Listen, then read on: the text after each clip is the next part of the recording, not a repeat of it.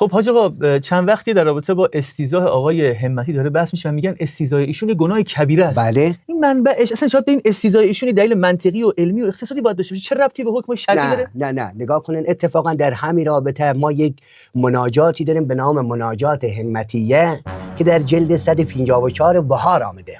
154 110 جلد بیشتر نداره به حال انواع. انتبه این تازه خدا بیامرز مجلسی یادش رفته که نوشته، ولی نوشته خب که اتفاقا سندش هم معتبره، از برادرزاده شمعون یهود آمده، در وصف حال آقای همتی آمده و این تایید میکنه که گناه کبیره.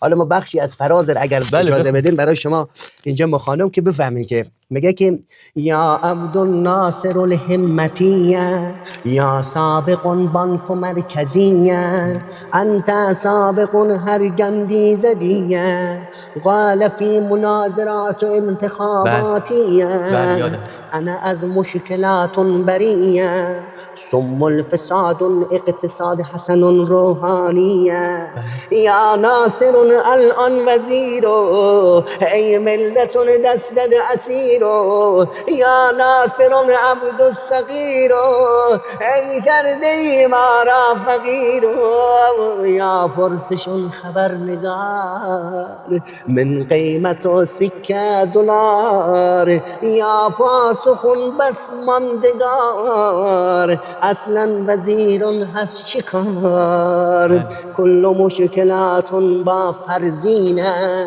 که الان رئیس بانک مرکزینه. آقای عزیز ایشون وقتی خودش رئیس بانک مرکزی بود میگفت تقصیر دولت و وزیر اقتصاده، الان خودش وزیر اقتصاد شده میگه تقصیر بانک مرکزیه. اصلا ایشون کیه؟ چی کار است؟ گنته من اصلا بخشی از فراد میگه ایشون کلا کارش همینه، هر جا هست رو اقتصاد بشینه. اینه. آقا اصلا چرا ایشونو استیضاح نمیکنن؟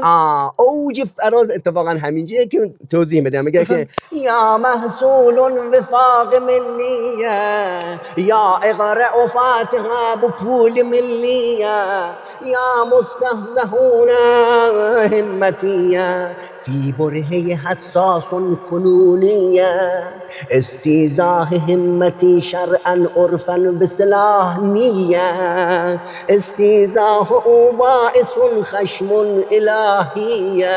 خدای توبه یعنی باعث خشم الهی میشه. اصلا نگاه کن بلاها بر ما. اصلا نگاه روایت داریم برادرزاده شمعون یهود موثق هم هست. بله بچه ما که مثل ما کل انگلیسی ها ما رو قبول دارن دیگه. ما مناجاتی که میارم دقیقه از انگلیسی ها.